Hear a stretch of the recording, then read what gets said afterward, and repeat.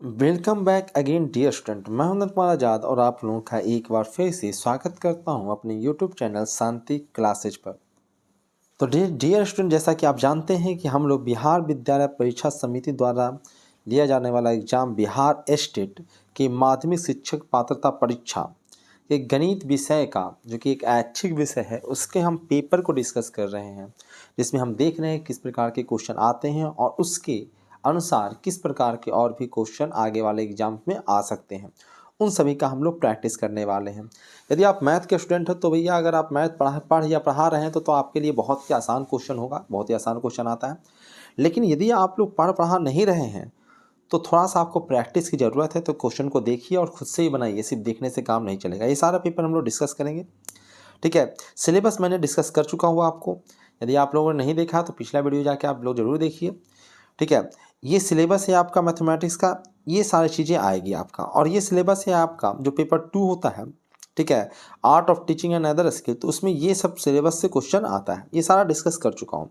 और मैंने पिछले वीडियो लेक्चर में आपका 1 से 35 तक क्वेश्चन, ये फर्स्ट पेपर है, उसका डिस्कस कर चुका हूँ, ठीक है। डिस्क्रिप्शन में लिंक होगा, आप जाकर उसके पूरे प्लेलिस्ट को जाकर चेक कर सकते हैं।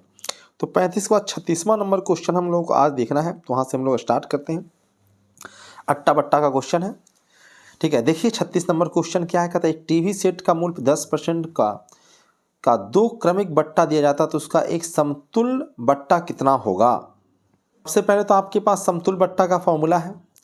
फॉर्मूला आपका ये वाला फॉर्मूला है आपका समतुल बट्टा का, ठीक है। लगातार 2% आप देते हैं तो आप ये फॉर्मूला लगा सकते हैं। एक्स आपने एक बट्टा दिया, फिर दूसरा बट्टा दिया, plus x into y divide by 100, इस फॉर्मूले को आप लगा सकते हैं। बट्टा है आपका तो -10, ठीक है, और minus minus plus 10 into 10 divided by 100, ठीक है। निपट गया तो कितना हो, -20 प्लस 1 कितना होगा जी, कहता -19, कहता -19% का आपका बट्टा हो जाएगा, ठीक है। तो ये तो फॉर्मूला है जिसको आपको याद करना चाहिए, उससे क्वेश्चन आप बना सकते हैं बहुत ईजीली। कहता हमको फॉर्मूला याद नहीं है सर, क्या करें, बट्टा दे दो। कहता बट्टा दे दें कि हाँ बट्टा दे दो। कहता कैसे सर, कहता है कि अरे 100 रुपया का खरीदे हुआ 10% का बट्टा दोगे आप, बट्टा मतलब छूट, तो 90 रुपया हो गया।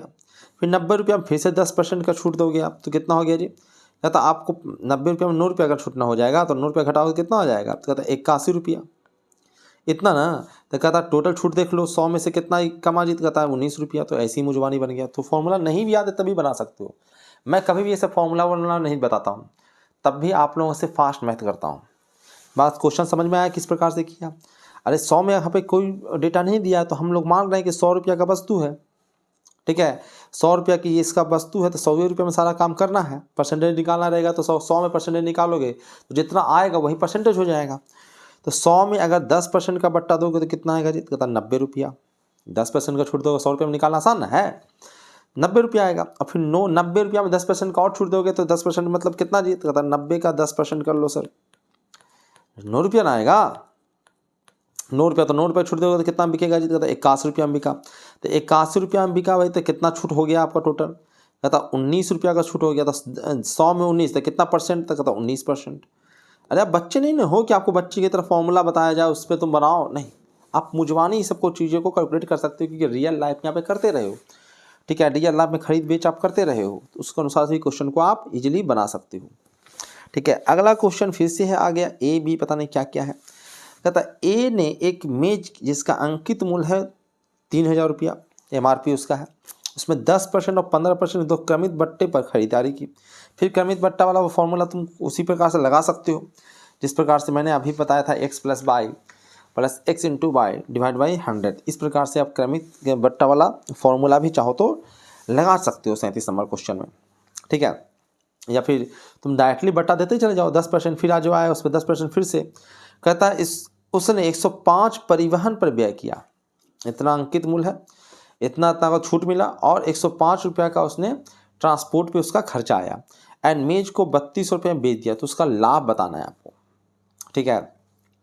लाभ बताना है, कैसे बताइएगा भाई, तो कहता पहले तो सोल्यूशन ही आपके सामने है, सोल्यूशन से आप क्वेश्चन को कर सकते हैं। कहता है कि आप कैसे कैसे करिए भाई, कहता है कि कितना में पड़ेगा आपका, तो चलिए मैं यहाँ पर डिस्कस कर देता हूँ। कहता है कि 3000 का है आपका, 3000। 3000 में अगर आप 10% का डिस्काउंट दोगे तो कितना आप खरीद रहे हो भाई? तो कहता है 90, ये कट गया, ठीक है। 9 × 5 = 45, ठीक है। इसका 90% ना बचा जी, तो 90% कितना आया? कहता 3000 में कुछ गड़बड़ा, 27 ना जी, 45 कैसे हो गया? कहता 2700 में सर एक बट्टा हमने कितने का 10% का बट्टा दिया था, हमको मिला कितना में? तो कहता है 2700 में। 10% का छूटा हुआ तो तुम पैसा कितना चुकाया? 90% ना चुकाया। तो 3000 का 90% हमने के लिया था 2700। कहता 2700 में फिर से हमने बट्टा दिया है आपको। कहता कितने का दिया? तो कहता 15% का। तो 15% मतलब, ठीक है, 15% मतलब 85% पर ना जी, 85% पर बेचे, 85% हमको मिला। तो आपको थोड़ा सा मल्टीप्लाई करना पड़ेगा, 85 को 27 से मल्टीप्लाई करना पड़ेगा। थोड़ा सा मेहनत है इसमें, ठीक है, और मेहनत वाला काम है, इसे हमको पसंद नहीं है, पर क्या करोगे, मल्टीप्लाई तो करना ही पड़ेगा। 27 से मल्टीप्लाई करो तो कहता 5 को हम मल्टीप्लाई कर दें, 7 × 5 = 35 के 5 बाकी रहते हैं। मैं सारा चीज़ करके दिखा देता हूँ, डायरेक्टली भी नीचे लिखा हुआ है, पर यहाँ पे हम लोग करके देख लेते हैं। 7 × 5 = 35 के 5 बाकी रहते हैं। 8 × 7 = 56, 57 × 58 59, 59 59 60, ये आपका 5 में हो गया, ठीक है। 5 दूनी 10 की 0 बाकी रहा 1, और 8 दूनी 16, 1 17, 5 9, ठीक है। 2 दिखा जाए यार, 2 देखो, लगता है यहाँ पे स्क्रीन में नहीं है, तो यहाँ पे 2 टाइप नहीं हो पा रहा है, और ये भी 2, यानी 2 2 9 5, यही ना आया जी, ठीक है। 2 2 9 5, ये आपका इतना में आपका पूरा खरीदारी हुआ।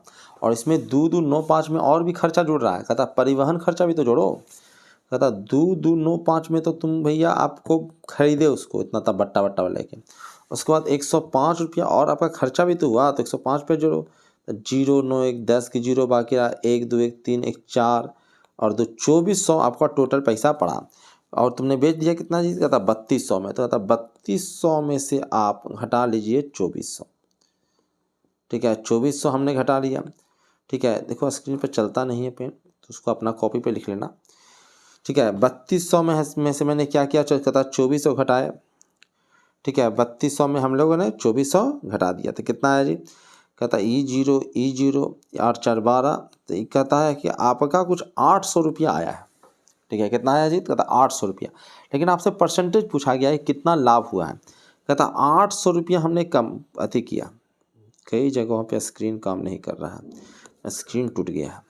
कहता 800 रुपया हम लोगों ने क्या किया जी? तो कहता कमाया। तो इसको परसेंटेज निकालना, तो 100 से मल्टीप्लाई कर दो, और नीचे टोटल खर्चा हमारा कितना हुआ था? 2400 ही खर्चा हुआ था, ध्यान रहे, 2400 खर्चा हुआ था, 3000 खर्चा नहीं हुआ है। 3000 उसका अंकित मूल्य है।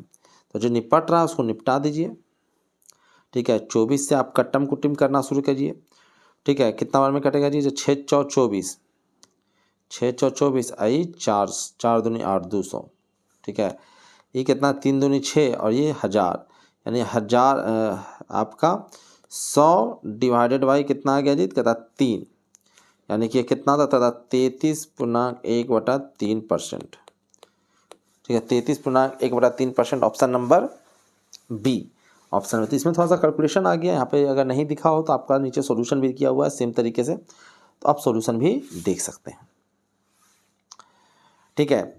अगला क्वेश्चन है आपका, कहता है एक फुटकर विक्रेता थोक विक्रेता से 40 कलम 36 कलम की निर्धारित दर पर खरीदता है। तो 40 कलम 36 कलम की निर्धारित दर पर खरीदता है। यदि फुटकर विक्रेता उन कलमों को 1% बट्टे पर बेचता है तो उसका प्रतिशत लाभ कितना होगा, ये बताना है आपको। थोड़ा समझना है, डायरेक्ट क्वेश्चन नहीं है, ठीक है, कुछ मानना भी पड़ेगा। कहता है कि क्वेश्चन भी समझना है कि 40 कलम को उसने 36 कलम के रेट पे खरीद लिया है, ये बात समझिए, ठीक है। 40 उसको 36 कलम का पैसा लगा है और 40 कलम उसको मिल गया है, ये समझ लीजिए। तो मान लेते हैं कि भैया 1 रुपया में 1 कलम मिल रहा है, एक पेन कितना रुपया मिल रहा है? 1 रुपया मिल रहा है, एक पेन का कीमत 1 रुपया है, ठीक है। क्रय विक्रय मूल्य दोनों एक ही है, ये हमने मान लिया, क्योंकि आगे भी क्या कर रहा है कि वो कलम के हिसाब से वो काम कर रहा है, तो क्रय विक्रय मूल्य दोनों हमने मान लिया, एक पेन का 1 रुपया। लेकिन उसको जो खरीद रहा था उस वक्त उसको फ़ायदा कैसे हुआ? क्योंकि उसने को 40 कलम मिल गया 36 कलम के रेट पे। तो यानी कि 36 रुपया उसने खर्चा किया है और 40 कलम वो कमा लिया है, 40 कलम ले लिया है। ये ना कहता है कि अब बेचना है उसको, कहता है बेचना है तो बेचेगा तो ये 1 रुपया के 1 कलम में बेचेगा तो 40 रुपया में बेचेगा, तो 40 रुपया में 1% बट्टा भी देगा वो, ठीक है। 1% बट्टा देगा तो बेचेगा कितना में, कहता 99 रुपया में, 99%, 1% बट्टा दे रहा है ना। इस प्रकार से बेचेगा। खत्म कुटुम कर लो, या फिर तुमको निकालना तो 1% 40 का निकाल ही लो, उसको घटा देना अगर वहाँ तकलीफ 99 मल्टीप्लाई करने में हो रहा है तो, ठीक है।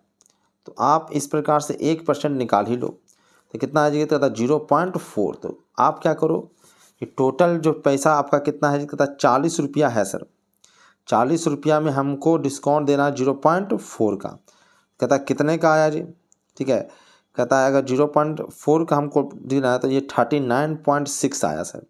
कहता 39.6 आया, तो इतना रुपया में तुम क्या किए जी, कहता उसको बेच दिया, 1% का डिस्काउंट बेच दिया ना, तो 39.6 रुपया में पूरा का पूरा आपने बिक्री किया है। 40 रुपया, 40 को कलम था, 1 रुपया से बेच रहे थे, तो तुम 40 रुपया के जगह पे 39.6 रुपया में पूरा का पूरा बेच दियो, ठीक है। अब खरीदे कितना से थे, तो कहता 36 रुपया में खरीदे थे सर।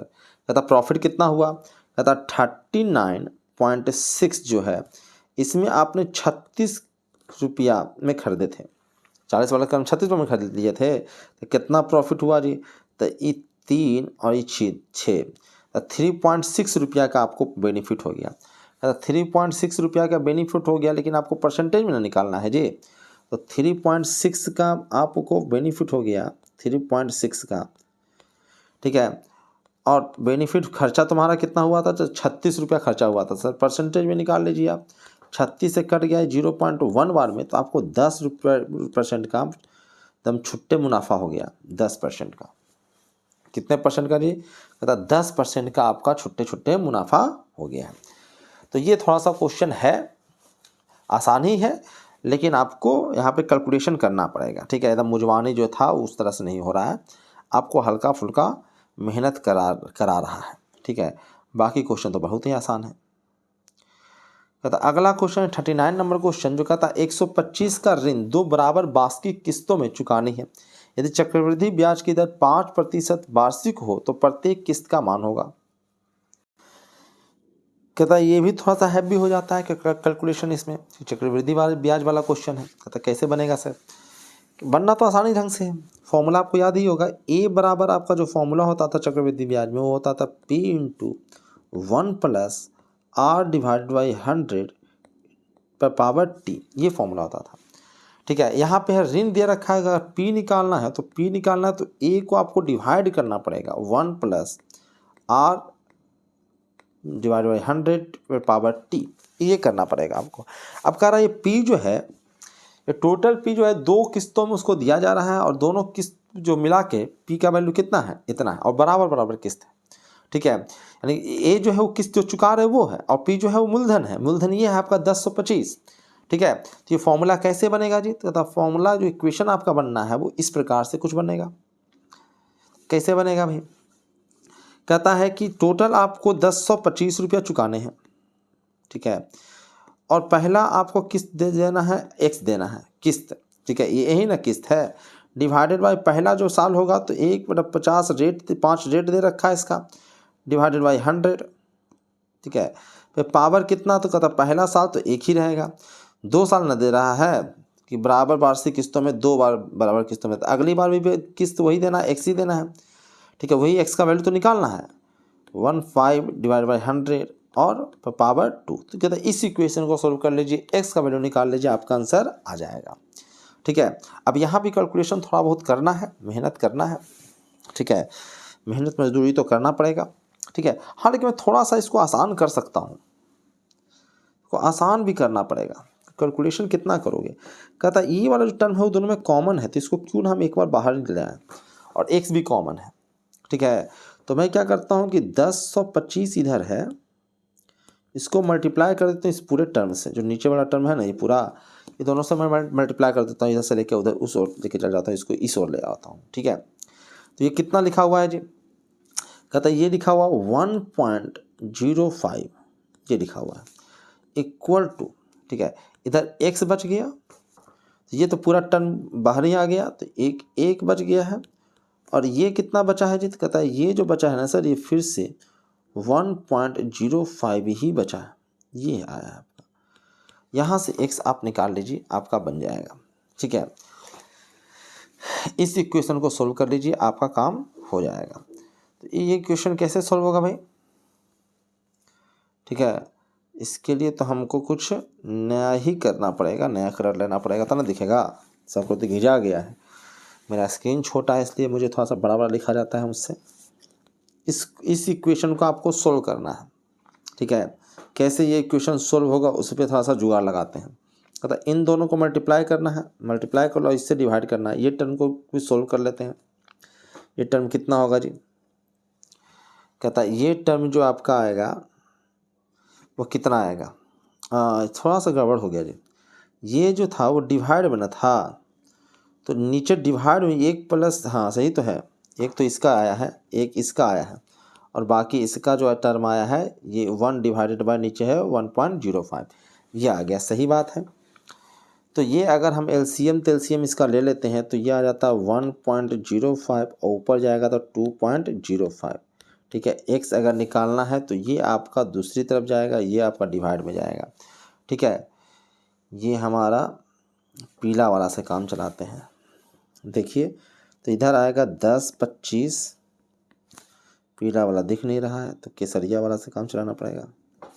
10 25, ठीक है, इनटू इसमें है आपका 1.05, डिवाइड किया जाएगा आपको, इसको कहता डिवाइड किया जाएगा 2.05 से और मल्टीप्लाई किया जाएगा 1.05 से ही। ठीक है, एग्जैक्ट आंसर लाना है तो आपको यहाँ पे सोल्व करना पड़ेगा बाबू। ठीक है, इससे कटेगा नहीं, इससे सीधे सीधे ये कट जा रहा है 2 बार में, 5 बार में, सॉरी 2 बार नहीं, 5 बार में अगर देखोगे तो कट जा रहा है, 5 बार में कट जा रहा है। और 2 गो दशमलव है तो 2 गो 0, 5 दूनी 10 5 25 कट जा रहा है, तो ये 500 बार में कट जा रहा है। 500 को बस इन दोनों टर्म से आपको मल्टीप्लाई कर देना है। ठीक है, यानी कि आंसर आपका जो आ रहा है वो क्या आ रहा है, तो 500 को बस आपको मल्टीप्लाई कर देना है 1.05 के स्क्वायर से। ठीक है, इसका स्क्वायर कर लीजिए और उससे मल्टीप्लाई करिए, देखिए आंसर आ जाता है कि नहीं आता है। 1.05 स्क्वायर करना है आपको।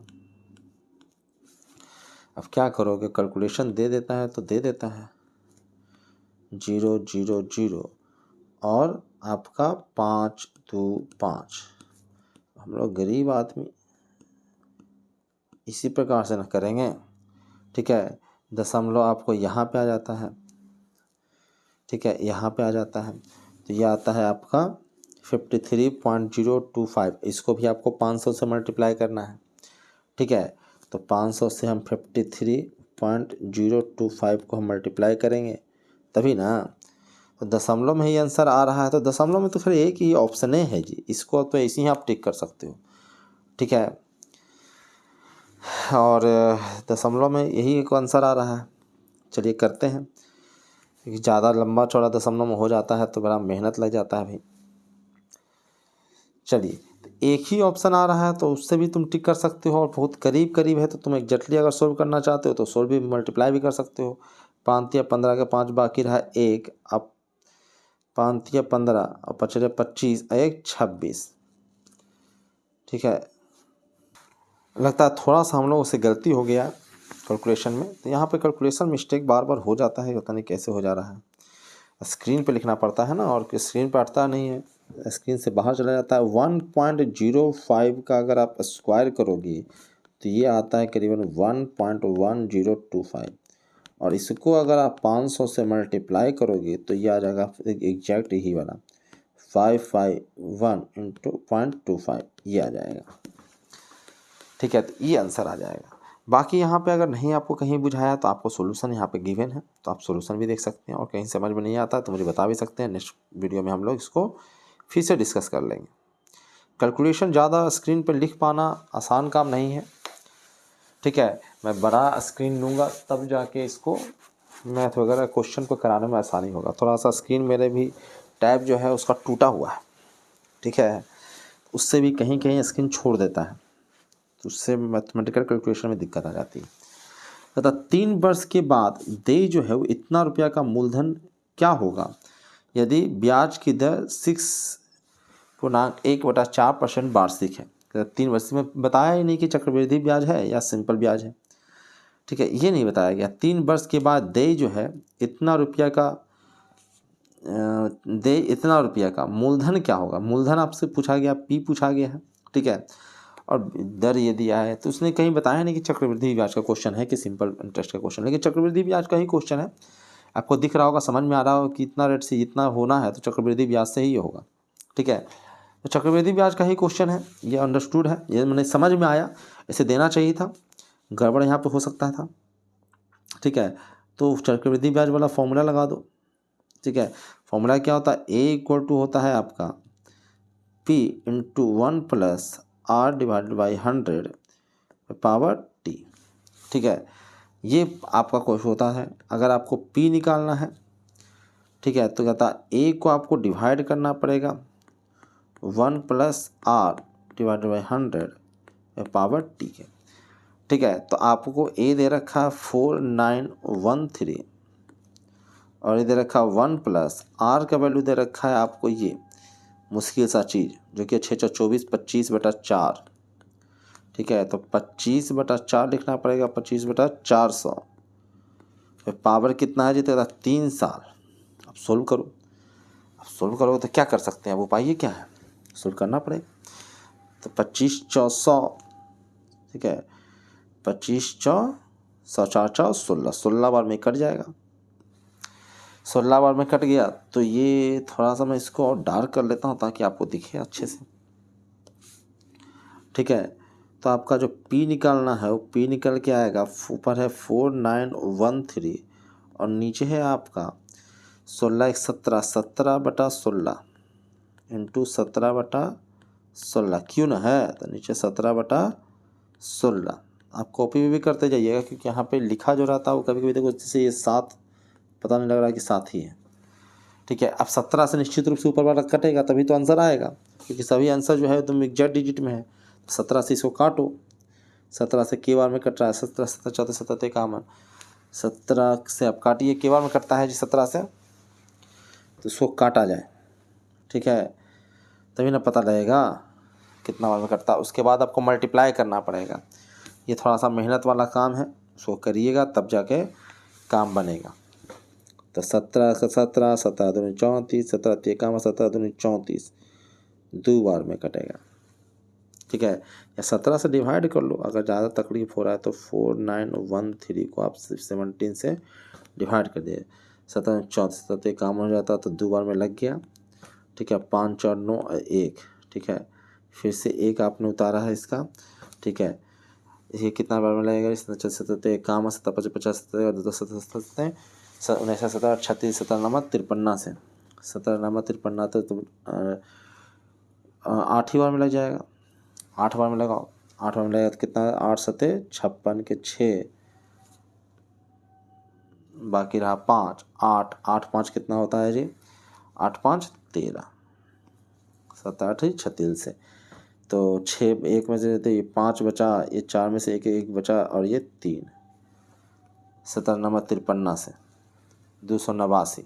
अब 289 को फिर से 17 से डिवाइड करो, 17 से अगर फिर से डिवाइड किया 289 में, थोड़ा सा मेरा कैलकुलेशन थोड़ा सा ख़राब है, जानते ही हो तुम लोग। 17 का 17 17 दूनी 34, स्थिर से ऐसे भी हमको जल्दीबाजी किया है, बहुत सारा क्वेश्चन मैंने बहुत फास्ट कर लिया है, तो इसमें जल्दीबाजी क्यों करें। 1 1 19 17 एक बार में लगा, 17 17 19 से 17 बार में लगा, कट गया 17, यानी पूरा ये पूरा इसका क्यू है, ये तो सीधे सीधे पूरा का पूरा चीज़ें कट गया है। अब बस इसका क्यू करना है आपको, ठीक है। क्यूज तो हम जाने लगे 6 6 का 36 36, लास्ट में 6 होना चाहिए, दोनों में आंसर 6 6 दे रखा है। यहू लोग तो चतुर्य बदलता है, ये शॉर्टकट अगर बच्चा मारना चाहे तो ना बना मार पाए। यानी इसका आंसर क्या होना चाहिए, कहता 16 का क्यू होना है, ऐसा सीधे सीधे 16 का क्यू करो, 16 का क्यू अगर याद है तो बहुत अच्छा, नहीं तो करना पड़ेगा, ठीक है। 16 का स्क्वायर पता है ना जी, 16 का स्क्वायर कितना होता है बताइए, नहीं तो आता है तो यहाँ पे करिए, 6 6 36 के 6 बाकी रहा 3 6 7 8 9 और 6 और ये 1 तो कितना हुआ 6, 9 6 5 और 256 होता है जी।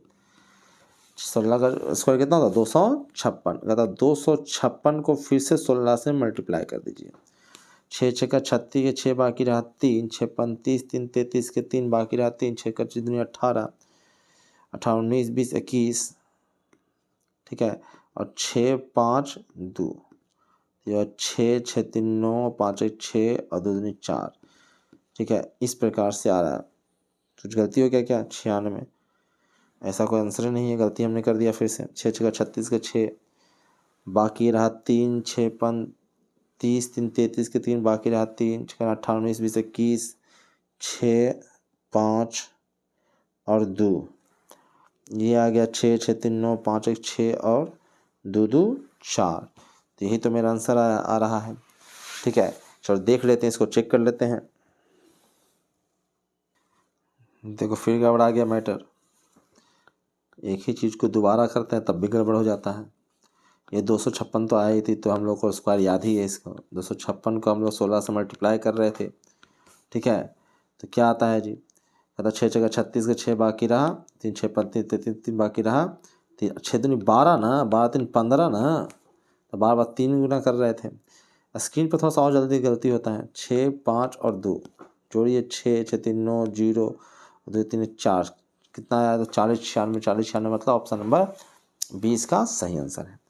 ज़्यादा कैलकुलेशन दे देता है तो थोड़ा सा दिक्कत मुझे होने लगती है, उसके बाद भी स्क्रीन पे करना है तो स्क्रीन पे करने में दिक्कत होगी। तो हम लोग क्या करेंगे, अब सोल्व नहीं करेंगे, कैलकुलेशन नहीं करेंगे। कैलकुलेशन को हम लोग कोशिश करेंगे कि यहाँ पे कैलकुलेशन किया हुआ है तो उसको देख लें। टाइम लग रहा है क्योंकि कैलकुलेशन करने में मैं चाह रहा था कि आपको दिखाऊं कि कैलकुलेशन करने में कितना ज़्यादा टाइम लग सकता है अगर आराम से करेंगे तो, क्योंकि आप लोग मुझसे फास्ट ही कैलकुलेशन कर लीजिएगा। ये भी क्वेश्चन एक स्टैंडर्ड क्वेश्चन है जो बार बार आता है। इसका अपना तरीका शॉर्टकट भी होता है, लेकिन आपको कोई शॉर्टकट लगाने की जरूरत है नहीं। अगर किसी राशि का 4% ब्याज की दर से 2 वर्षों के लिए चक्रवृद्धि ब्याज और साधारण ब्याज का अंतर जो है वो 20 है, तो वह राशि कितना है, ठीक है। तो आपको राशि निकालना, चक्रवृद्धि ब्याज निकाल लेना है और सिंपल इंटरेस्ट निकालना। दोनों इंटरेस्ट निकाल लीजिए और दोनों इंटरेस्ट निकाल कर दोनों घटा के देख लीजिए। चलिए मैं आपके लिए फॉर्मूला ही बना देता हूँ। 2 सालों के लिए, खास करके बार बार एग्जाम में आता है तो 2 साल के लिए फॉर्मूला बना ही लेते हैं, ठीक है। फॉर्मूला आपको पता है तो बहुत अच्छा, नहीं पता है तो देख लीजिए। सिंपल इंटरेस्ट निकालना है तो PRT/100 होता है। और अगर आपका चक्रवृद्धि ब्याज निकालना है, कंपाउंड इंटरेस्ट निकालना है, तो आपको क्या करना पड़ेगा जी, कहता P × 1 + R/100 पर पावर कितना जी, कहता 2 पावर माइनस P भी आपको करना है, ये भी करना है ना, ठीक है। और दोनों का अंतर भी लेना है आपको, SI × CI - SI करना है, ठीक है। CI - SI इसको भी आप लोग कॉमन ले लो P को, तो क्या हो जाएगा जी, कहता ये हो जाएगा 1 + R/100 का स्क्वायर, ठीक है, -1 हो जाएगा ये, ठीक है। और इसमें आपको क्या बताना था, PRT/100 हटा देना है, ठीक है। तो इसको आपको सोल्व करना है। कहता है कैसे सोल्व होगा सर, ठीक है। कहता है इसको स्क्वायरिंग करो, सब सोल्व करो। देखो तो इसका सोल्यूशन निकल के आता है आपका P × R/100 का स्क्वायर, ठीक है। तो इसको आप डायरेक्टली याद रखिए फॉर्मूले को, कि अगर हमको नहीं तो फिर कैलकुलेशन भी ऐसे भी कर सकते हो, अगर फॉर्मूला नहीं है तब भी कर सकते हो। ऐसा ही निकालना बहुत ज़्यादा मुश्किल नहीं है यहाँ पर, ठीक है। तो कैसे भी कर सकते हो, फॉर्मूला याद है तो बहुत अच्छी बात, फॉर्मूला याद है तो आपको आसानी से बन जाएगा, ठीक है। कहता है कि अंतर जो आपका हो 20 दे रखा है आपको, P आपको दिया नहीं है, R दे रखा है 4/100 का स्क्वायर। ये तो P निकालना है आपको, तो 20 × 100 × 100 डिवाइडेड बाई 4 × 4, 4 × 5 20 है ना। इससे 4 से कट गया, कितना हुआ, तो 25 × 100, 25 × 5 125 पे 2 0, ऑप्शन नंबर बी सही आंसर होगा। 125 पे 2 0। कहता इस प्रकार से भी कर सकते हो। अगर कहते तो सर फॉर्मूला याद नहीं है तो क्या करेंगे, क्या दोनों का अलग अलग निकाल लीजिए आप। कहता सिंपल इंटरेस्ट आप निकाल लीजिए अलग से। सिंपल इंटरेस्ट कितना हो जाएगा जी, कहता है PRT 4P/100, और कंपाउंड इंटरेस्ट आप अलग से निकाल लीजिए, ठीक है। कहता P, ठीक है, इंटू 1 प्लस 4/100 का स्क्वायर माइनस P करना पड़ेगा आपको, ठीक है। और इसमें से आपको 4P 100 को घटाना पड़ेगा सिंपल इंटरेस्ट को, तो ये आएगा 20 के बराबर। अब इसको आपको पूरा को सोल्व करना पड़ेगा, ठीक है।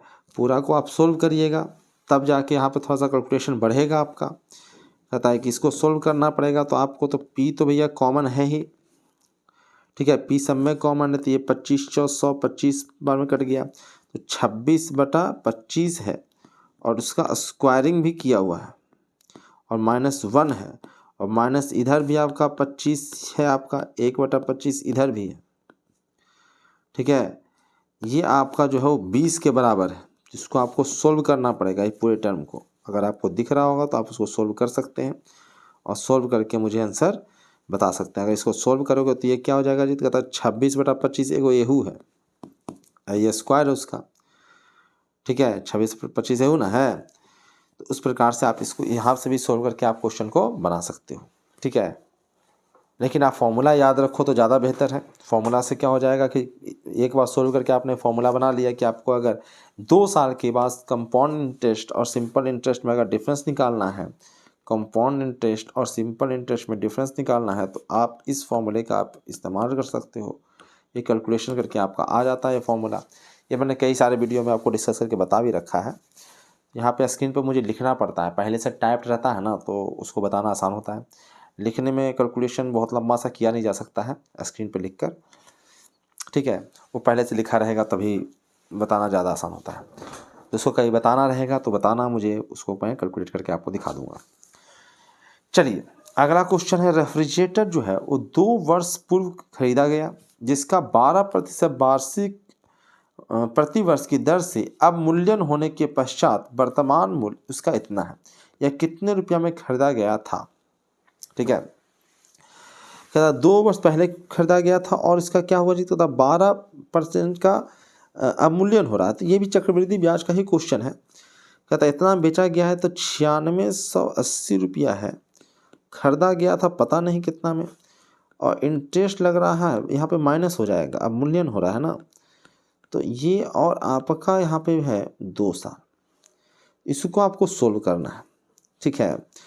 तो P निकालना है, तो ये जो है वो कट्टम कुट्टिम का चाहो तो कर सकते हो, ठीक है। के बार में तो चाहता है ये कटे जाएगा आपका 4 25 400 और 4 बार में 4 दिया 12, ठीक है।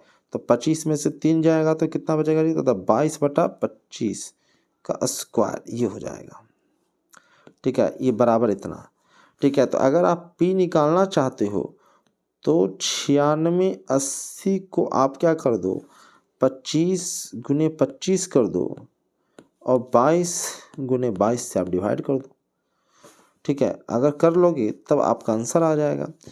तब 22 से आप डिवाइड करना शुरू करो, पूरा पूरा कट ही रहा होगा, जाहिर सी बात है, ठीक है। कितने बार में कटेगा जी, कहता 8 से कट जाएगा।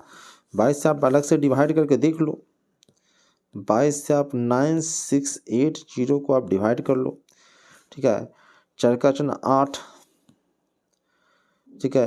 8 और 8 8 दूनी 16, तो यहाँ पे आपका 8 बच गया, 8 4 बार में 140 बार में, और फिर फर्दर 22 से आप 440 को डिवाइड करोगे तो ये कट जाएगा आपका 20 बार में। तो इन दोनों से ये 20 बार में कट जा रहा है, और ये मल्टीप्लाई होगा 625 होता ही है। 20 से मल्टीप्लाई कर लो इसको, तो आपको कितना बनेगा जी, तो कहता है इसका बाद डबल करना है आपको, 5 देखो 0 दे दो, 5 दूनी 10 के 0 बाकी रहा, 1 2 दूनी 4 1 5 और 6 दूनी 12, ठीक है। 6 दूनी 12 तो 125, ठीक है। 125 पर 2 गो 0, ये कौन सा ऑप्शन सही है जी, तो कहता है ऑप्शन नंबर बी में शायद यही है। ऑप्शन नंबर जो बी है वो यही है, तो ऑप्शन नंबर बी को आप सही कह सकते हो। तो इस प्रकार से आप क्वेश्चन को बना सकते हैं।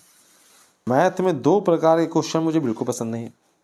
एक तो कैलकुलेशन, यानी कि कैलकुलेशन कहाँ आता है, एक मेंसुरेशन में आ जाता है कैलकुलेशन, और एक कॉमर्शियल में आ जाता है, ठीक है, कॉमर्शियल मैथमेटिक्स में, जिससे यहाँ पे कहता एक मेज है 450 रुपया का नगद तथा 210 रुपये का तुरंत भुगतान तथा उसके पश्चात 125 रुपया के 2 मासिक किस्तों में उपलब्ध है।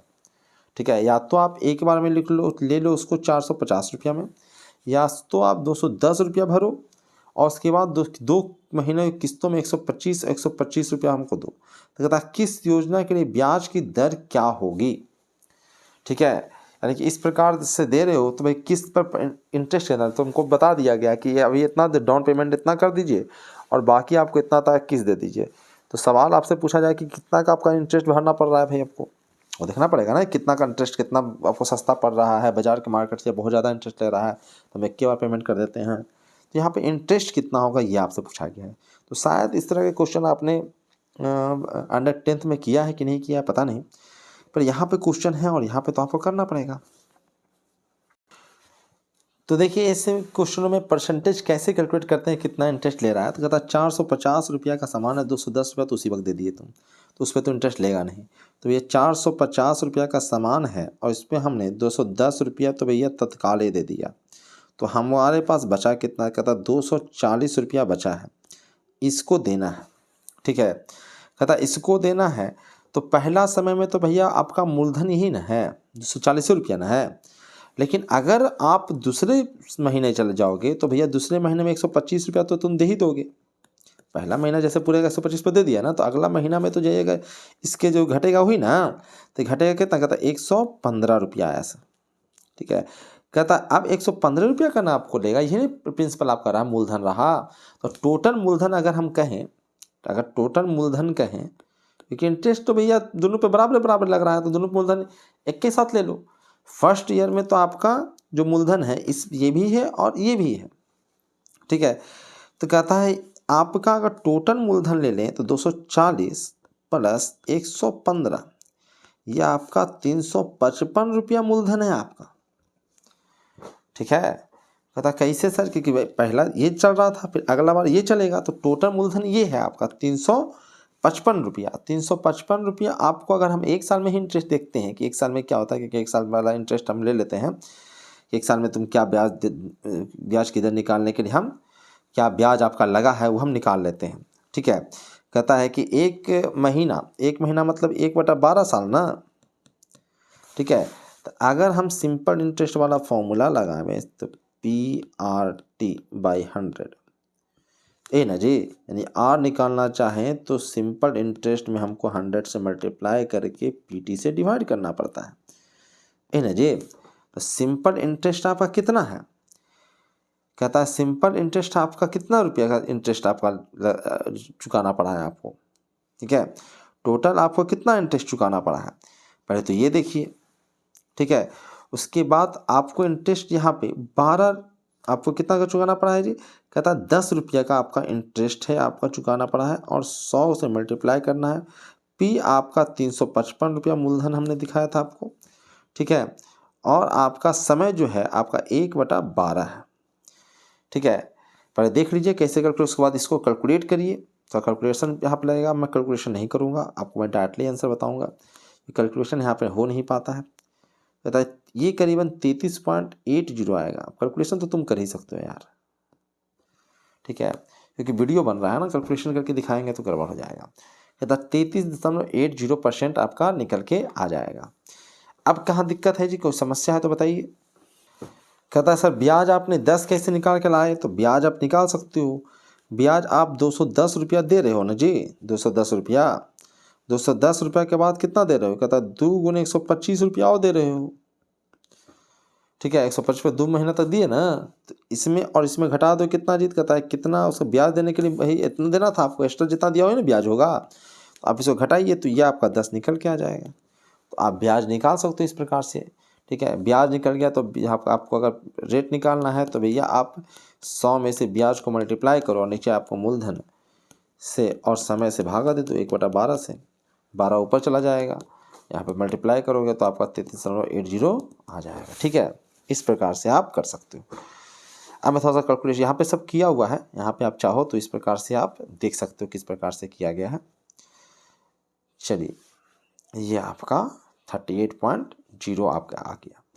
ठीक है, अगला क्वेश्चन है आपका, कहता है कंप्यूटर है जो 34,000 नकद तथा 20,000 तत्काल भुगतान एवं 5 समान मासिक किस्तों में उपलब्ध है। यदि किस्त योजना में दिया जाने वाला ब्याज 30% वार्षिक हो तो प्रत्येक किस्त की राशि इस बार बतानी है। कहता है कैसे बनेगा ये, देखो इक्वेशन बना देते हैं, बाकी कैलकुलेशन आपको खुद कर लेना। कहता है इतना में देना है, इतना तो तुम दे ही दिए, तो बचा कितना भैया 14,000 ना बचा, 14,000 ना आपको देना है किस्त में। ठीक है, 34,000 में 20,000 दे दिए तो कहता है 14,000 दे दिए और उसको किस्त में देना है। तो पहला किस्त और अमाउंट सेम रखना है, एक्स देना है तो भैया आपको इसको डिवाइड कर देना है इतना से, पहला महीना में तो इतना ही आपको देना पड़ेगा। दूसरा महीना में क्या है भाई, कहता है एक्स डिवाइडेड बाई 1 प्लस 6/100 और स्क्वायर। ठीक है, अगला में आपको क्या करना है भाई, तो अगला में फिर इसी प्रकार से बढ़ाते जाना है का क्यू, और ये कब तक बढ़ेगा, तो 6 तक बढ़ेगा। देखो ये थोड़ा सा कैलकुलेशन बढ़ा दे रहा है क्वेश्चन में। ठीक है, एग्जाम में देखो ये सब गलती हो सकता है। 4-5 के महीना की 5 समान किस्त मासिक किस्त ना, तो 5 समान मासिक की किस्त आप इस प्रकार से दे सकते हो। ठीक है, और 6 जो है, 6 जो आपका दे रखा है, आपका 30% आपका वार्षिक में दे रखा है, तो जानबूझ के मैंने मासिक उसको कर लिया है। 30% का वार्षिक ब्याज दे रखा है, तो उसको अगर हम लोग 30 को 12 से भागा कर देंगे तो कितना बार में कटेगा, 6×5 = 30। तो मैंने मासिक की उसका रेट निकाल लिया है। ठीक है, तो 3, 4 और ये 5 तक पावर जाएगा और उसको कैलकुलेशन करना पड़ेगा। कैलकुलेशन यहाँ पे करके दिखाया गया है किस प्रकार से ये होगा जो। ठीक है, इस प्रकार से आप कैलकुलेशन इसका कर सकते हो। यहाँ पे दिखाया गया सबसे पहले तो भैया 34,000 में से आपको 20,000 रुपया दे दिया, 14,000 रुपया आपको और चुकाना है, और इसका जो दर है वो है आपका 30 जो है वो आपको। उसके बाद आपका ये इक्वेशन बना, एकदम फाइनल तक सोल्व कर लीजिएगा। इक्वेशन बना, ये कटा आपका। ठीक है, काट कूट के आपका कितने बार में कटा जी, कहता है ये 3 कटा, ये आपका 50 कटा। ठीक है, ये 50 बार 53 हुआ, ऊपर गया, एक्स को कॉमन लिए। ठीक है, तो इस प्रकार से इक्वेशन बनेगा। ये जीपी बन गया है, तो जीपी का फॉर्मूला लगेगा। जीपी का फॉर्मूला तुम्हें पता है, इस प्रकार से आप जीपी का फॉर्मूला लगा सकते हो। ठीक है, जीपी में क्या किया जी, कहता है इतना कॉमन लिया, तो ये 1 प्लस, ठीक है, जो भी आर है R plus R square plus R cube, इस प्रकार से बढ़ता जा रहा है। फॉर्मूला होता है क्या जी, कहता है 1 माइनस आर पे पावर, जितना एन टर्म है तो उतना एन, 1 माइनस आर, ये इसका फॉर्मूला होता है। तो ये आपका फॉर्मूला लगा हुआ है जीपी का। जीपी के फॉर्मूला से सोल्व किया गया, सोल्व करके आप एक्स का वैल्यू निकाल सकते हो 3,000। कैलकुलेशन ज़्यादा है तो ज़्यादा हम कैलकुलेशन यहाँ पे कर नहीं पाएंगे। ठीक है, सोल्यूशन किया हुआ है तो उसको आप देख सकते हो। कहीं दिक्कत होगा तो मुझे बता सकते हो, मैं आपको कॉपी पे करके दिखा सकता हूँ आपको। ठीक है, स्क्रीन पे नहीं लिख सकता। कहता बाई एक्स का समीकरण क्या होता है, बाई एक्सिस पे एक्स क्या होता है जी, कहता 0 होता है। ठीक है, ये सब क्वेश्चन आसान है क्योंकि इसमें कैलकुलेशन नहीं करना पड़ रहा है। ठीक है, कहता है कोई बिंदु 0,5 किस तल में है तो उस बिंदु, ठीक है, को स्थिति किस अक्ष पर होगी। कोई बिंदु इतना है, किसी तल में ये बिंदु है, तो कहता है ये किस अक्ष पे होगा, तो इसका एक्स कोऑर्डिनेट 0 ना हो गया जी। एक्स कोऑर्डिनेट अगर 0 हो गया तो बाई एक्सिस पे ना चला जाएगा, एक्स कोऑर्डिनेट 0 हो गया तो बाई एक्सिस पे चला जाएगा, तो ये बाई अक्ष पे रहेगा। ठीक है, तो ऐसा ऐसा क्वेश्चन पूछो, पटपट करते जाएंगे हम लोग। अगला क्वेश्चन है आपको, निम्न से मूल बिंदु के नियामक कौन है। मूल बिंदु का नियामक क्या होता है जी, 0,0 ना। चलिए ये पूछिए, कहता है एक्स वाई का मूल बिंदु से दूरी कितना होगा जी, कहता है ये ना। कुछ ही क्वेश्चन में टाइम लगा, तो कुछ ही क्वेश्चन बहुत ही फास्ट भी हो रहा है। ठीक है, तो इस प्रकार से हम लोग अपना कर सकते हैं क्वेश्चन। अक्ष से मूल बिंदु का दूरी क्या, कहता है दूरी क्या होगा इसका मूल बिंदु से, तो मूल बिंदु से दूरी तो अभी भी फॉर्मूला नहीं किया है। 3 3 9 और 6 6 36, 36 में 9 जुड़ेगा तो कितना आएगा जी, कहता है कि 45 आएगा। ठीक है, 45 9 5 45, तो 3√5, ऑप्शन नंबर डी। तो हम लोग कुछ क्वेश्चन फास्ट भी कर सकते हैं। कहता है इसका फॉर्मूला ही तो जानबे करते हो, दोनों कोऑर्डिनेट्स को घटाओ, x1 में से x2 घटाओ और y1 में से y2 घटाओ, स्क्वायर करो और अंडर रूट करो, तो ये आपका डिस्टेंस फार्मूला है आपका। तो ये आपका ऑप्शन नंबर बी सही होगा। कहता है ये समबाहु त्रिभुज बनाते हैं, तो p है, p का वैल्यू क्या होगा, समबाहु त्रिभुज बनाना है इसको। ठीक है, तो देख लीजिए आप, इस प्रकार से है ये। देखो बन तो जाना ही है, लेकिन थोड़ा सा देखना है कि कैलकुलेशन हमारा कम कैसे कहाँ से आवे। ये कैलकुलेशन से हमको सख्त नफरत है।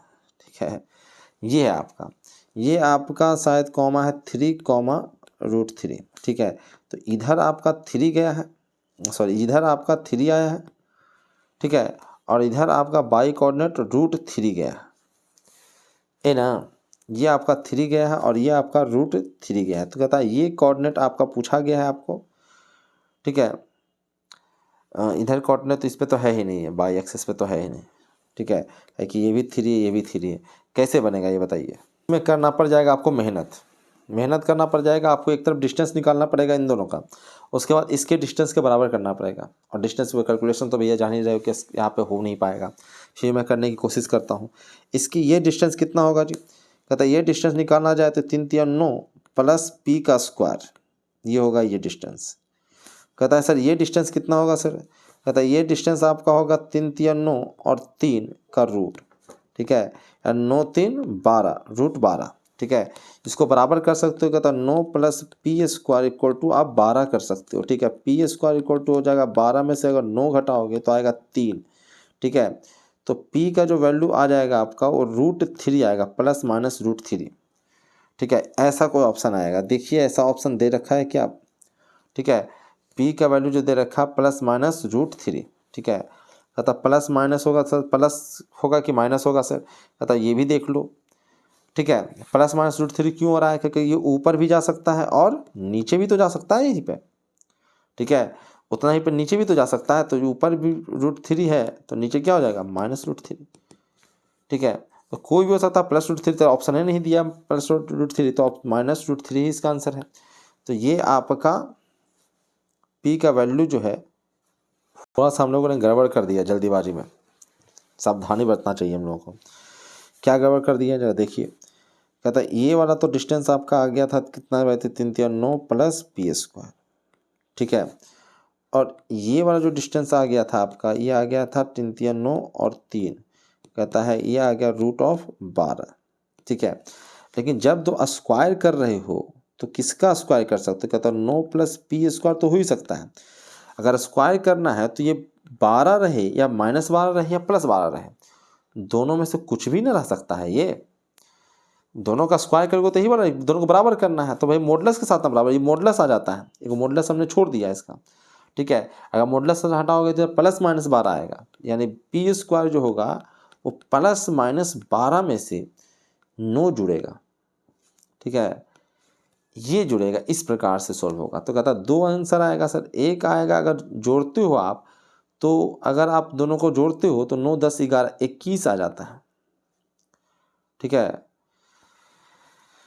आपका 21 अगर घटाते हो आप इसको तो यह आपका आ जाता है माइनस ये 3 आ जाता है, ठीक है, इस प्रकार से आ जाता है।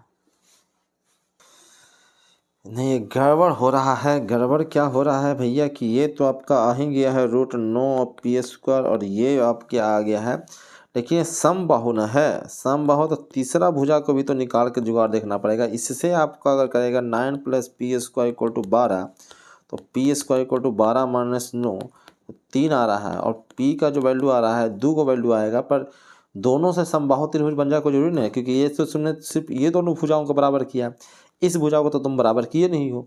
तो एक आता है -√3 पी का वैल्यू और दूसरा आता है √3, लेकिन एक ही इसमें एक्सेप्ट हो पाएगा, ठीक है, क्योंकि तीसरा भुजा से भी तो देखना है आपको, तीसरे भुजा को तो देखना है कि उसको भी तो बराबर आ जाए। तो उपाय क्या है, उपाय है कि आप एक और भुजा भी तो निकालो, ये वाला भुजा भी निकालो, इसको भी तो बराबर करो, इसका भी डिस्टेंस तो बराबर करो। ये कितना आएगा, 3 दोनों घटेगा 0 हो जाएगा, ये आएगा p माइनस √3 का स्क्वायर, ठीक है, या रूट जो का रूट करो तो ये सब हट ही जाएगा स्क्वायर करके। अगर तुम स्क्वायर में सोल्व करना चाहोगे तो भैया आपका डिस्टेंस तीनों का बराबर निकालोगे, तो आप ये डिस्टेंस निकाला आपने जो 9 + 3 आया था, इसको आपने दूसरा डिस्टेंस निकाला, ठीक है, ए बी और बी सी को स्क्वायर करके इक्वल किया, तो आपको इस प्रकार से सोल्व करते जाना है। और 2 आंसर इसका निकल के आता है, एक 3√3 और एक दूसरा -3, तो -3 दोनों में कॉमन दिख रहा है, एक और आपका 3√3 यहाँ से एक आंसर आ रहा है, ठीक है। तो ये दोनों आंसर हो सकता है, तो ये आपका दोनों आंसर दिया हुआ है कि 3√3 भी हो सकता है और -3 भी पी का वैल्यू हो सकता है, ठीक है, ये ऑप्शन यहाँ पे दे रखा है। और मुझे अभी भी लग रहा है कि ये जो आंसर है ये गलत दे रखा है। तो कैसे सर गलत दे रखा है, मैं प्रूफ कर देता हूँ कि मैं जो सोल्व कर रहा हूँ बार बार फंस कैसे रहा है। एक ही आंसर इसका आना चाहिए, अगर मैंने जो इक्वेशन सोल्व किया उसमें आपका ये ऑप्शन नहीं आया, ये ऑप्शन नहीं आया तो नहीं होगा। कहता कैसे सर, ये आंसर दे रखा है, देख लो कि यहाँ पे तो आंसर ला के दिखाया है कि किसी भी इक्वेशन सोल्व करने से नहीं होता है, आपको तीनों भुजाओं को बराबर करना है। ठीक है, गड़बड़ कैसे हो रहा है भाई। कहता है ये देखो पी का वैल्यू उसने कहा कि 3√3 भी तुम ले सकते हो, ठीक है, और -√3 भी ले सकते हो। कहता -√3 तो सही आंसर है, क्योंकि हमने भी निकाला ये भी निकाला, उसमें तीनों भुजाएं बराबर होगी, पर इस पे तीनों भुजाएं बराबर नहीं होगी। कहता कैसे सर। कहता इस भुजा की लंबाई निकालो। कहता इसका लंबाई क्या होगा, तो 3 को 0 से घटाओ, तो कहता है 9 प्लस 3√3 को 0 घटाओ और उसका स्क्वायर करो, तो कितना आएगा जी। तो कहता 27 आएगा। इसका रूट निकालो तो कितना आता है जी, 9 घटाना 36, 36 यानी √36 यानी कि 6 सेंटीमीटर 6 यूनिट आएगा। लेकिन इसका कितना आ रहा था जी, इसका देखो कितना आता है, ठीक है, तो 3 3 9 और 3 कितना आता है जी, तो कहता है √12 बराबर आ रहा है दोनों, नहीं ना। यानी कि इस ये जो अगर ये पॉइंट ले लोगे ना तो समबाहु त्रिभुज रहबे नहीं करेगा, क्योंकि ये भुजा और ये भुजा की लंबाई अलग अलग आ गई है। यानी कि ये ऑप्शन गलत है, सिर्फ इसने क्वेश्चन सोल्व करके आंसर निकाल लिया है। ठीक है, तो हम सोल्व कर रहे हैं इसलिए आंसर नहीं आ रहा है। ऐसा थोड़ा ना होगा कि भैया एक ही तरफ से इक्वेशन आएगा, हम भी इक्वेशन सोल्व कर रहे हो तो उससे भी तो आंसर आना चाहिए था 3√3। 3√3 नहीं आ रहा है, इसका मतलब 3√3 आंसर नहीं होगा। ठीक है, एक ही आंसर होगा इसका, कौन, -√3। 3√3 इसका आंसर है। जैसे मेरा भी आंसर 2 को आ रहा था ना, +√3 और -√3, तो मैंने कहा कि +√3 नहीं होगा क्योंकि उस पर समबाहु त्रिभुज नहीं बन रहा है। ठीक है, क्योंकि हमने सिर्फ 2 ही भुजाओं के इक्वल करके हमने इक्वेशन सोल्व किया ना, तो यहाँ पे कितने इक्वेशन बराबर करने पड़ेंगे, तीनों भुजाओं को ना। तो फिर मैंने क्या करता, +√3 लेकर देखता कि उससे सारी भुजाओं की लंबाई बराबर आ रही कि नहीं आ रही है। नहीं आ रही तो ये जो है इसको हम कर इमेजिनरी रूट्स, जैसे मैंने स्क्वायर किया ना, वहाँ पे स्क्वायर को सोल्व कर रहे हो ना, तो स्क्वायर को सोल्व करने से कुछ ऐसे रूट्स आ जाते हैं, ऐसे वैल्यूज आ जाते हैं जो इक्वेशन को सेटिस्फाई करेगा या नहीं करेगा कोई आवश्यक नहीं है। ठीक है, तो इसको मैं क्या करता हूँ कि फिर से जो वास्तविक इक्वेशन उसको ले जाकर चेक करना पड़ता है जो आंसर आपका आया है। ठीक है, तो चेक हमने किया, जैसे इसको मैंने चेक किया कि इससे समबाहु त्रिभुज नहीं बन रहा है, उसी प्रकार से हमारा +3 से भी समबाहु त्रिभुज नहीं बनेगा, तो -√3 जो है वही एकमात्र इसका सही आंसर रहेगा। तो गड़बड़ कर दिया था, इसलिए बार बार हम लोगों को गड़बड़ हो रहा है। मैं इस क्वेश्चन को एक और तरीके से मुझवाने भी बनाकर दिखा सकता हूँ कि कैसे आप मतलब गलतियाँ को पकड़ सकते हैं। इसी क्वेश्चन को देखिए, ये मान लेते हैं 0,0 है, तो 0,0 में मान लेता हूँ यहाँ पे कहीं पे 0,0 है। ठीक है, कहीं x एक्सिस पे 3 ये दे रखा है। ठीक है, तो आपका एक पॉइंट यहाँ रहा होगा कहीं पे और एक पॉइंट यहाँ रहा होगा। ठीक है, इस प्रकार से आपका ट्रायंगल बनना है, आपका बनना है।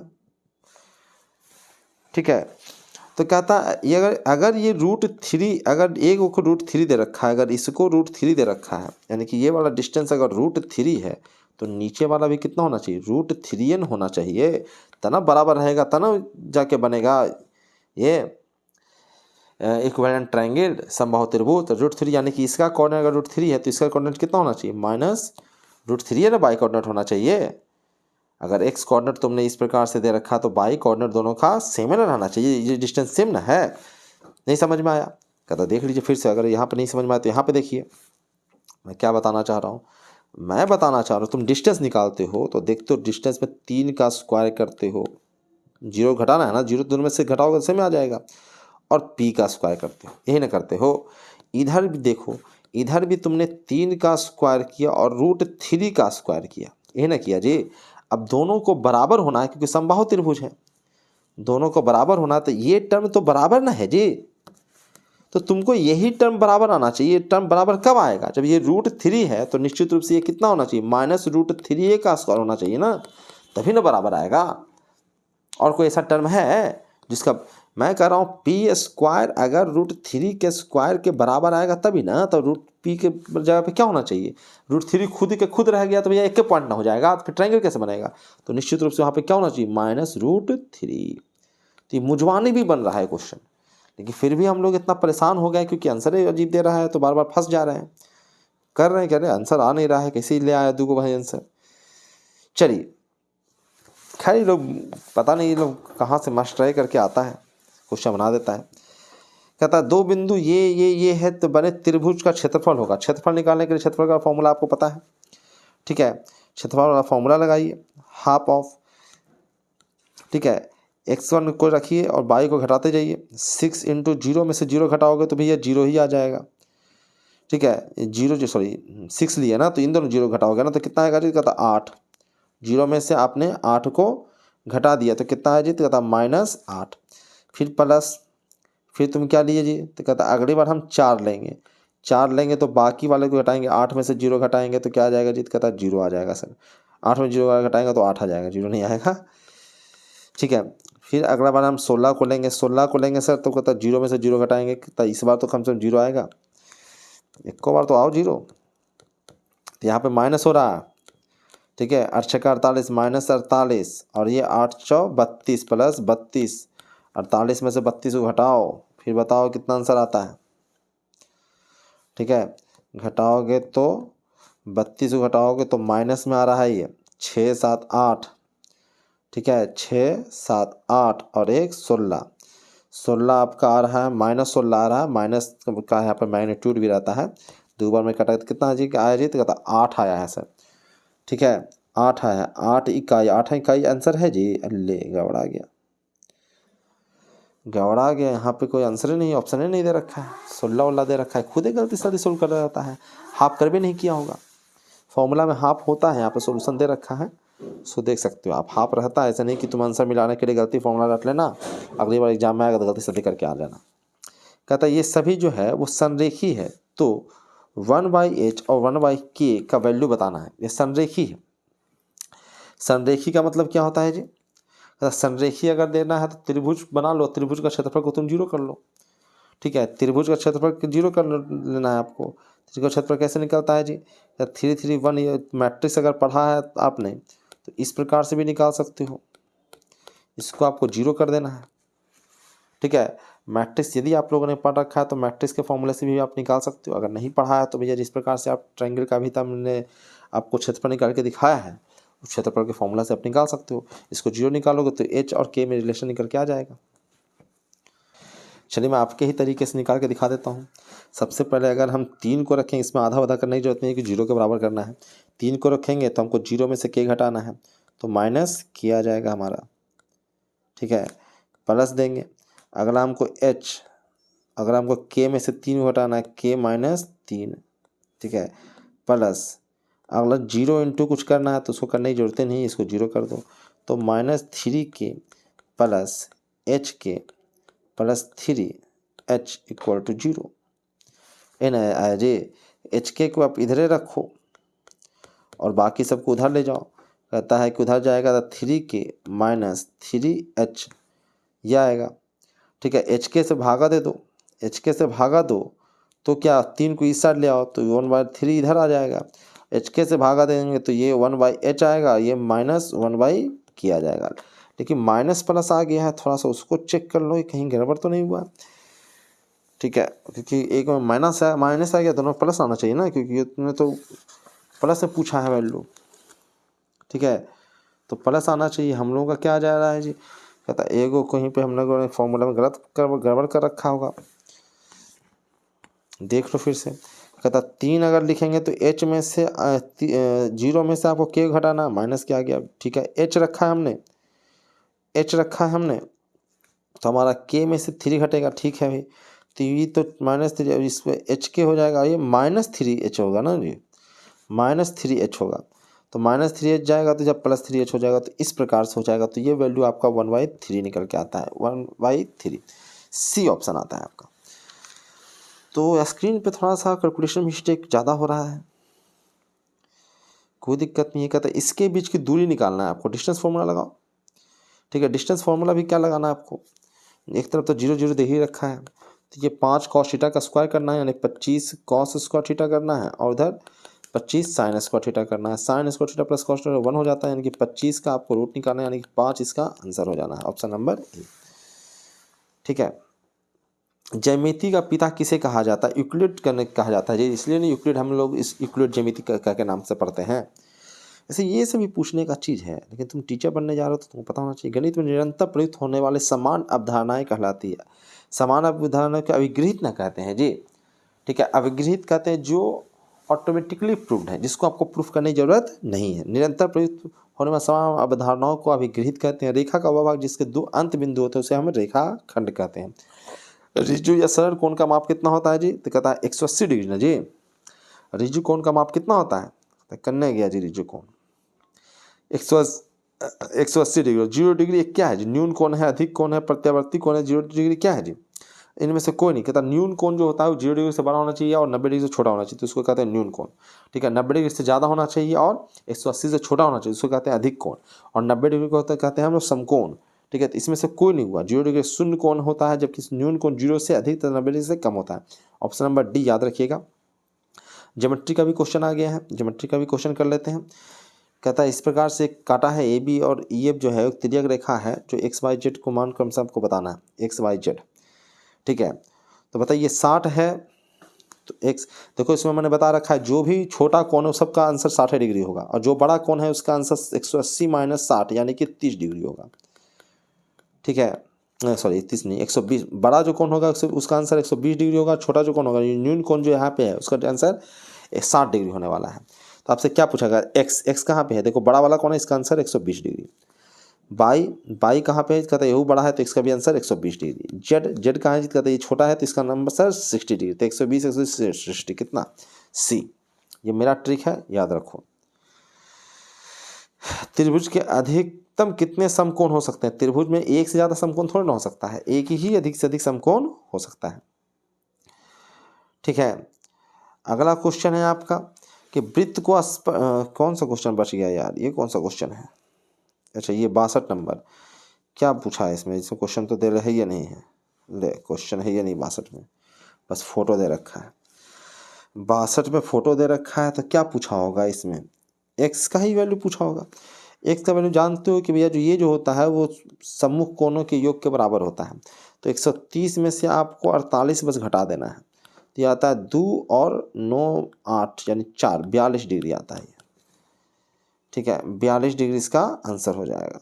हाँ 42 डिग्री नहीं आया, 42 डिग्री 82 डिग्री गड़बड़ सबर करके लिए क्या जी हम लोग, कहता हम लोग को 130 में से घटाना 48 घटाएंगे तो ये 2 आएगा, ठीक है। तो ये आएगा आपका 2 आएगा, ये हो गया 12, तो 8 4 82 डिग्री ना होगा जी, तो 42 कर दिए, घटाना नहीं आता। वृत्त कोई स्पर्श रेखा इसे बिंदु पर प्रतिच्छेद करती है, स्पर्श रेखा इसको मात्र एक बिंदु पर प्रतिच्छेद करेगी, एक ही बिंदु पर उसको टच करती है जिसको प्रतिच्छेद लिख दिया है, ठीक है, कोई दिक्कत नहीं है।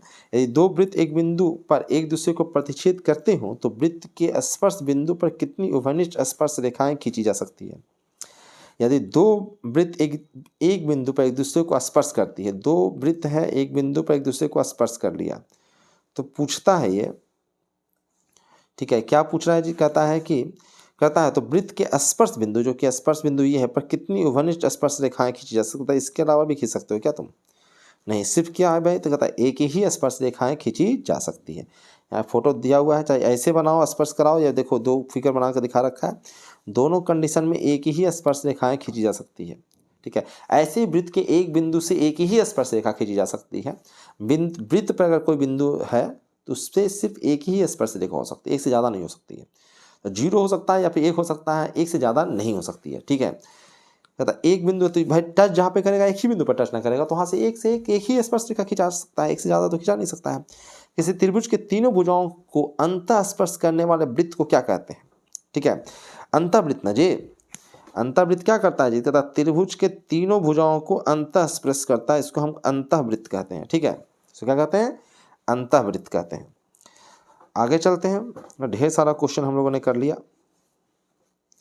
अंतःवृत्त का फोटो बना हुआ दिखा ही आपको, ठीक है। कहता है यदि चतुर्भुज, कहता है यदि कोई चतुर्भुज ABCD है जिसका A का मान दे रखा और C का मान दे रखा तो कैसा चतुर्भुज है, दोनों को जोड़ के 180 डिग्री आ रहा है, मतलब कि चक्रीय चतुर्भुज है। चक्रीय चतुर्भुज मतलब जिसके तीनों चारों शीर्ष किस पे हो जी, तो कहता है एक वृत्त पे हो, उसको हम चक्रीय चतुर्भुज कहते हैं। कहता है वृत्त जो है वो C है OR, इसका जो O है और R है, में जीवा AB जो है वो 8 सेंटीमीटर है, D जो है वो 6 सेंटीमीटर है। OL और OB क्रमशः उन पर लंब है तो निम्नलिखित में से कौन सा सत्य कथन होगा। ठीक है, चलो देख लेते हैं क्या क्या चर्चा कर रहा है ये। कहता है ये है आपका, इसका सेंटर है O और इसकी त्रिज्या है R। ठीक है, कहता है AB का लंबाई है 8 सेंटीमीटर, AB कहीं है उसका लंबाई है आपका 8 सेंटीमीटर, और D कहीं है, ये आपका D है जिसका 6 सेंटीमीटर लंबाई है। कहता है कि इस पर लंब खींचा गया है। ठीक है, OL एगो पे OL यहाँ है और OM यहाँ पे है। तो लंबों की भाई जो वृत्त में तुमको नहीं दिख रहा है, वृत्त में जो जितना दूर रहेगा उसका जीवा का व्यास जीवा उतना छोटा रहेगा, जो जितना नज़दीक रहेगा उसका व्यास उतना ही उस जीवा की लंबाई उतना ही ज़्यादा होगी। ठीक है, तो नज़दीक मतलब केंद्र से दूरी कम ना, तो जो जीवा बड़ा है इसका मतलब केंद्र के नज़दीक है। ठीक है, तो उन पर लंब डाला गया तो कौन जो 6 सेंटीमीटर जो है उस पर उसका जो केंद्र से दूरी होगा वो ज़्यादा ना होगा जी, तो आपका जो OM होगा वो ज़्यादा होगा, OM जो होगा वो ज़्यादा होगा, OL आपका कम होगा। तो ऑप्शन नंबर बी इसका सही आंसर है। ठीक है, जो जितना दूर रहेगा उसका जो जीवा की लंबाई होगी वो उतना ही कम होगी, और जितना नज़दीक होगा उतना ही ज़्यादा जीवा की लंबाई होगी। ये तो बच्चा वाला चीज़ है। कहता अगला है एक लंबाई I और चौड़ाई B वाले समांतर चतुर्भुज का क्षेत्रफल होगा। ठीक है, समानांतर चतुर्भुज है आपका और इसका लंबाई चौड़ाई दे रखा है, लंबाई आपको I दे रखा है और चौड़ाई आपको B दे रखा है, तो इसका क्षेत्रफल क्या होगा जी। कहता है इसका क्षेत्रफल होता है I इंटू बी। ठीक है, I इंटू बी इसका क्षेत्रफल होता है, याद रखिएगा आप। ठीक है, आगे बढ़ते हैं। इसको लंबाई और आप क्षेत्र यही कर लो ना जी। अगर फॉर्मूला में दिक्कत हो रहा है समांतर चतुर्भुज में तो भैया आयत को जानते हो ना, L इंटू बी, तो ये भी तो एक समांतर चतुर्भुज है ना, ये भी तो एक समांतर चतुर्भुज है। इधर जितना घटता है उतना उधर बढ़ जाता है। ठीक है, तो वही वाला फॉर्मूला इसका भी होगा, लंबाई गुणा चौड़ाई। चलिए देखो यहाँ पे बना के बेचारा दिखाया भी है खूब सारा परिश्रम कर करके, आधार की लंबाई और समांतर रेखाओं के बीच की दूरी चौड़ाई। ठीक है, उसको मल्टीप्लाई किया है, उस प्रकार से मेहनत कर करके बनाया है। कहता है 1 सेंटीमीटर कितना मिलीलीटर होता है जी। सेंटीमीटर में मिलीलीटर पूछा गया था, गजबे है। सेंटीमीटर कितने मिलीलीटर, मिलीमीटर सॉरी लीटर नहीं जी, मिलीमीटर है तो मिली सेंटी। ठीक है, एक है ना, एक ही नीचे ना गया तो 10 है ना, 10 मिलीमीटर के बराबर है। चलिए अगला क्वेश्चन कहता है एक समलंब क्षेत्रफल वाला क्वेश्चन अब हम लोग बाद में करेंगे 70 क्वेश्चन से। ठीक है, इतना हम लोगों ने ढेर क्वेश्चन कर लिया और 1 घंटा ज़्यादा का वीडियो बन गया, तो जल्दीबाजी करने से कोई फ़ायदा नहीं है। नेक्स्ट क्वेश्चन हम लोग नेक्स्ट वीडियो में डिस्कस करेंगे, क्योंकि क्वेश्चन ढेर सारा है, 100 क्वेश्चन है हम लोगों को करना, 1-2 क्वेश्चन तो है नहीं। तब क्षेत्रफल वाले क्वेश्चन बच गए हैं कुछ। ठीक है, बारंबारता स्टैटिक्स वाले क्वेश्चन बच गए हैं और ट्रिग्नोमेट्री वाला भी क्वेश्चन बच गया है। तो ये सारे क्वेश्चन को हम लोग नेक्स्ट वीडियोज में करेंगे। इस वीडियो में हम लोग इतना ही रखते हैं। बहुत बहुत धन्यवाद आप लोगों का। तो जाने से पहले वीडियो को लाइक कर दीजिएगा, चैनल को सब्सक्राइब कर लीजिएगा और बेल आइकन को क्लिक कर लीजिएगा। इसलिए भी क्लिक करना है आप लोगों को क्योंकि आगे भी तो वीडियो आना है, तो उसका भी नोटिफिकेशन चाहिए ना आपको, तो चैनल को सब्सक्राइब करके वीडियो बेल आइकन को क्लिक कर लीजिएगा। चलिए इस वीडियो लेक्चर में इतना ही रखते हैं। बहुत बहुत धन्यवाद। Thank you very much.